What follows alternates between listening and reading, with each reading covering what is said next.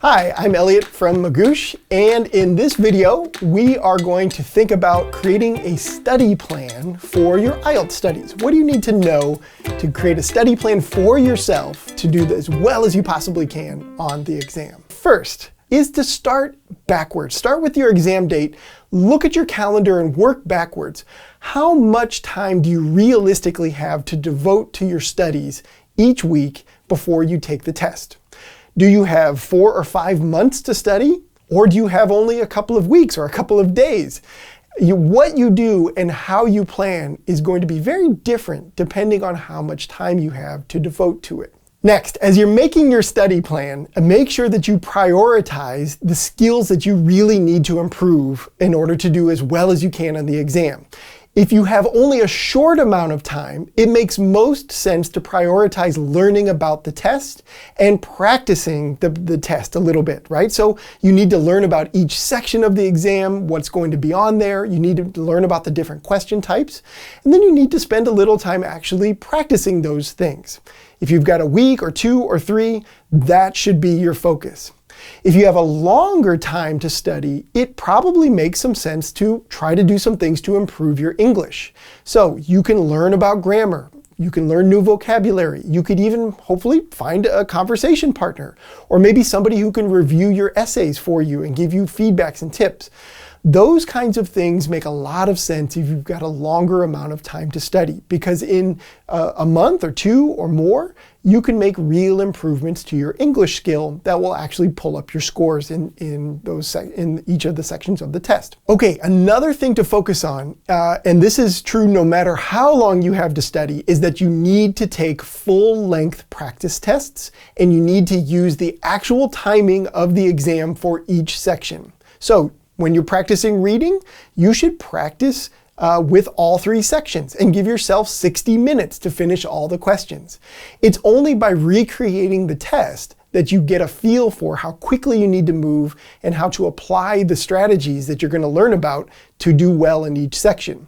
Writing is exactly the same way. It's one thing to write a 5-paragraph essay in 2 hours. It's quite another to write one in 40 minutes, which is what you're trying to do on the IELTS exam. That's really tough. And the only way to get really good at it and to know how quickly you can do it is to practice it with the real time constraints. So make sure you practice with the real conditions of the test, and make sure you take at least one full-length practice test where you do all sections of the test in one sitting to know how that feels and to know how tired you're going to be and how mentally tough that can be. It's only by practicing that you get a sense of that and that you'll be prepared for it on the actual exam day. Okay, and the next tip is that you are incorporating time to review the work that you've completed already for each section of the test. So that means maybe you carve out time to do some speaking practice. Maybe every Monday you do an hour of speaking practice. Well, then you should make sure you record yourself, record all your responses, and then build in some time later in the week, maybe on Wednesday, to go back and listen to those recordings and review all your answers. It's only by reviewing what you did and thinking carefully about your responses that you can find ways to improve things like fluency and grammar and other elements of your speaking. It's the same for listening and reading. Take some practice tests. Take a full reading test, full 60 minutes, answer all the questions. Maybe you'll grade your answers, but then put that material away and come back to it a couple days later when you have fresh eyes to look at the questions again, and especially to spend time on the questions you got wrong. You should make sure you understand each question you got wrong and why you got it wrong so that you can avoid that same mistake the next time.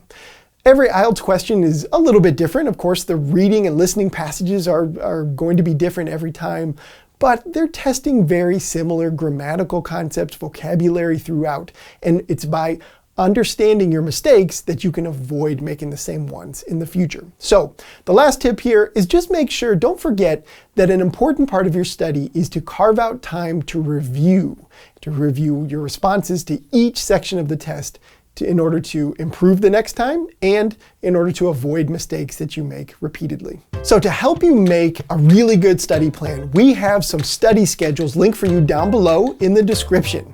We've got a one week study plan, a 1 month study plan, and then a 10-week study plan that will help you to improve your English skills. Not only learn about IELTS, but also try to work on your vocabulary, grammar, and those kinds of things as well. So those resources are down there for you to check out. Make sure you take advantage of those. And if you like this video, check out these other videos on the left.